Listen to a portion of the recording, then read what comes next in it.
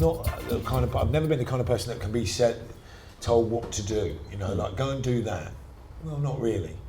And the only person that ever really did that was Dave Robinson, who was Stiff's boss, who taught me so much. You know, so I didn't mind being told what to do by him because I was a kid who'd never had a job before, and I'd had one little job for an independent record label, and then I've got this marketing genius telling me, go and do that, pop down and see Madness. Can you take this to, you know, the Pogues are coming round later, do you want, you know, and I'm like, this is great, but then you go to a corporate meeting at a major and it's all flow charts and, you know, it's not what I was about.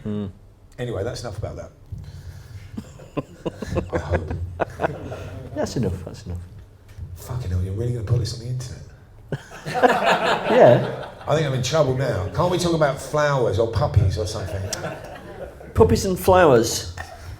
I've probably got a few bad stories about puppies and flowers. No. Enough of the RSPCA to put an algorithm across it and you know, make us take those bits out. Yes. Well, what? No, I haven't got any puppy and flower stories. I just wanted to talk about something not horrible. I spent the last half an hour talking about horrible things that made me feel grumpy. Oh, the music though doesn't. No, music doesn't. You know, music's. Shall I tell you about the time I got confused with Rod Stewart? This is a story I was saving for the book, but I'll tell it now because fuck it, we're here. I won't need to do the book now because it'll be on the internet. You were going to do another 3 hours, and every chapter you'll be able to illustrate. So off the back of Jamiroquai, before I bought the Blue Note Club, Acid Jazz was a little bit cash rich, but still had cash flow issues. So I was looking for something to buy. Now, I'm a massive Leyton Orient supporter, and... Whereabouts are you from? Where did you grow up? Woodford. Right, okay. How come you end up supporting Leyton Orient then? It's 4 miles away. Right, okay. It's the local team? Because I've heard a different story.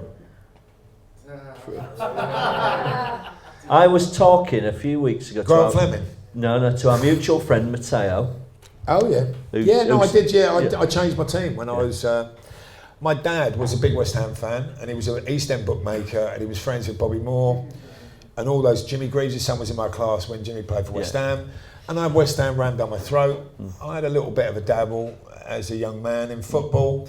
Didn't like what I saw. Left football behind. And in the East End, everybody's second team is Leyton Orient, so I just started going to Orient because I missed football. And you know, I was young, you know, and why would you want to support your dad's team when everyone's always going on about West Ham, and it was all nasty in those days, you know. So I kind of fell out of love with West Ham and fell in love with Leyton because I like the lame duck kind of, you know, the Did poor you go to little... Wembley?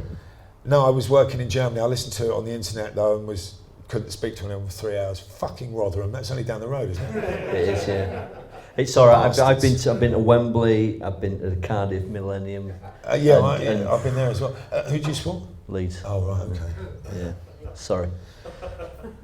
No, actually, no, I'm not sorry. Fuck that. I kind of love Leeds. Fuck Leeds. Anyway, so just getting back to this little story. Yeah, Rod Stewart, yeah. So I got a phone call, can't remember who it came from. Someone said, listen, do you want to buy Leyton Orient? I said, yeah, sure, how much? £5. Okay, yeah, cool, I'll go. So I only remember this because Maggot, who used to work at Acid Jazz, yes, his name is Maggot, reminded me on the Ibiza Soul Trip, do you remember the time we went to meet Leyton Orient? So anyway, I went down to Leyton Orient. He said, I said to him, pick up your coat, we're going to buy Orient. So he picked up his coat. We went down, drove down to the stadium in Brisbane Road, and I met with the owner. And basically the owner owned coffee plantations in Rwanda, and the genocide in Rwanda had meant that he was bankrupt and finished. The club was going to fold, and did I want to take it on for a £5? Now, of course, I did, but there's a lot of debts. And so I put a team of forensic accountants in there. I thought, I'll have some of this. I had to sign a confidentiality agreement. I wouldn't disclose that I was interested or anything like that. And so did they. But my accountants took 3 or 4 weeks to try and go through all the books and see how much the team owed, and they owed millions, so I had to pull out. However, Orient were that close to bankruptcy that it was in their interest to leak to the press, but they weren't allowed to leak to the press what exactly was happening. So some bright spark at Orient phoned the Evening Standard because they needed some press. They needed the banks to just hold on for another couple of weeks. someone's buying the club. We can't tell you who. They're in the music industry and they live in Epping Forest. Well, the only other person who lives in Epping Forest that's in the music industry is Rod Stewart. So the next day, the back page of the Standard was Rod Stewart to buy Orient. With a picture of you. Fucking hell. Christ. Can you imagine how much trouble I got in? Because then everyone's going, did you find... So I didn't.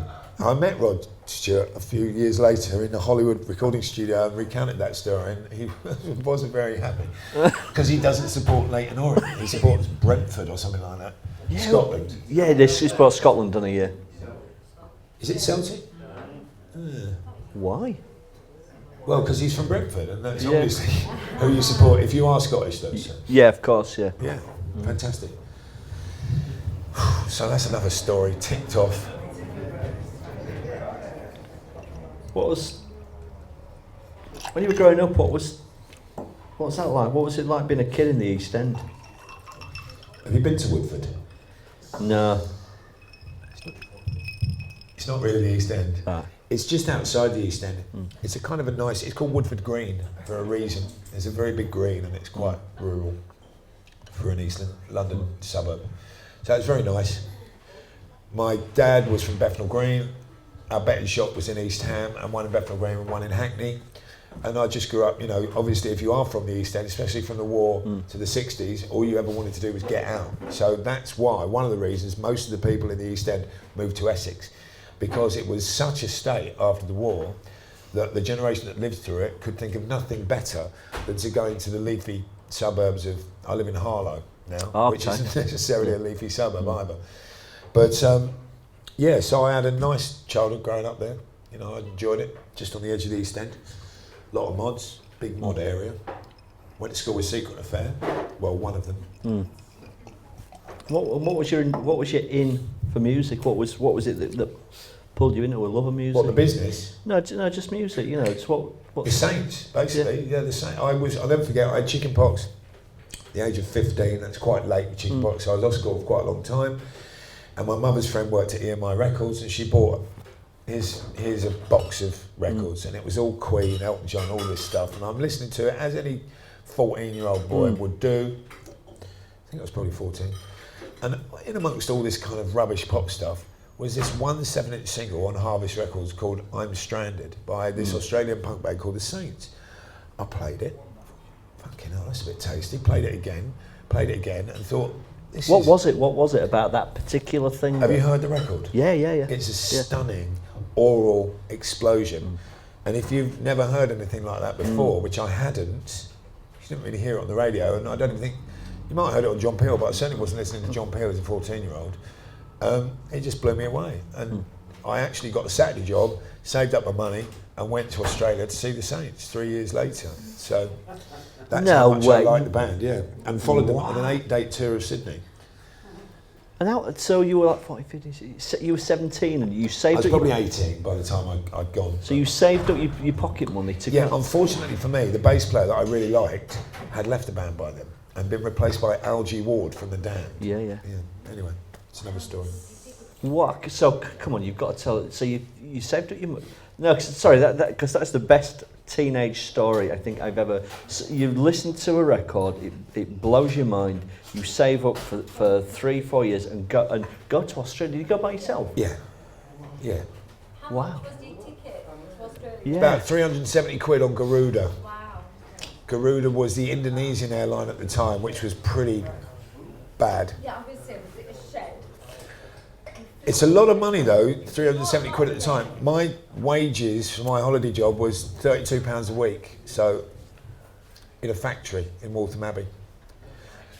And you toured around Australia? I mean, No, not around Australia, just around Sydney. Just Because around Sydney was such a music town. Yeah. They didn't have discos. They had they had venues where bands played. So a band could do a 15-day tour in Sydney and not play the same place twice and play to full packed houses every night. Wow. So yeah, that was. I mean, that's a good experience. But I did have mates in Australia. Okay. Through my fanzine. Right, yeah. So there was Australian fanzines and we'd write to each other, and then I said, I'm going to come to Australia and see the Saints. Can you find out when the tour's on? So they got all the details, they helped me, got the flight, picked me up from the airport. So I wasn't like on my own. Yeah. Yeah. What an amazing thing to do. I mean, but It's it just is. normal. But, yeah, but you flew to the other side of the world. I mean, that is pretty amazing. So you came back, and you started a label. Well, you came back and a few years passed, and you started a label. No, I started my first label in August 1982, which was called Well Suspect Records, which was that was the name of a mod shop in Carnaby Street, which had a good logo. So I appropriated the logo and called it Well Suspect. I didn't know about things like copyright in those days. I put a band in the studio, and that was it. Off we went. That was my first label. I think Acid Jazz was my fourth or fifth label by '87. I'd Countdown, Re-Elect the President. No, it was probably my fourth label. Yeah, brilliant. I love it. I do, I like that passion. Because it is a passion, isn't it? Yeah, I suppose so. Yeah, but everyone likes it. My main passion in life, up until very recently, has been cricket. Music's a job. I went 5 years without having a record player at home. I only corrected that about a year ago because I just couldn't bear listening to music. I can't listen to the radio because the musical selections that people put on there just make me want to turn it off. So what do you listen to now? I listen to talking books. I listen to Radio 4. I listen to soul music. I make my own CDs. I listen to my own radio shows, obviously. And I just love black American and sometimes black British music from the 60s and 70s. It's the best thing ever. You going to play some music for us tonight? Can't see a record player. You got a record player? Yeah, I've got some behind there. Oh, if I have to, yeah, I don't mind. Thanks. It's not quite 1100 at the Barrowlands in Glasgow, though, is it? Still, I don't mind. I'm not an egotistical lunatic. What were you playing? Northern. Glasgow. Mainly Northern, a little bit of crossover, and 2 jazz records. Just What jazz records were Lee Morgan Sidewinder 7-inch on Blue Note, and Jimmy Smith, Who's Afraid of Virginia Woolf Part 1 Oh yeah. on Verve. Better than Part 2 is too fast. Yes.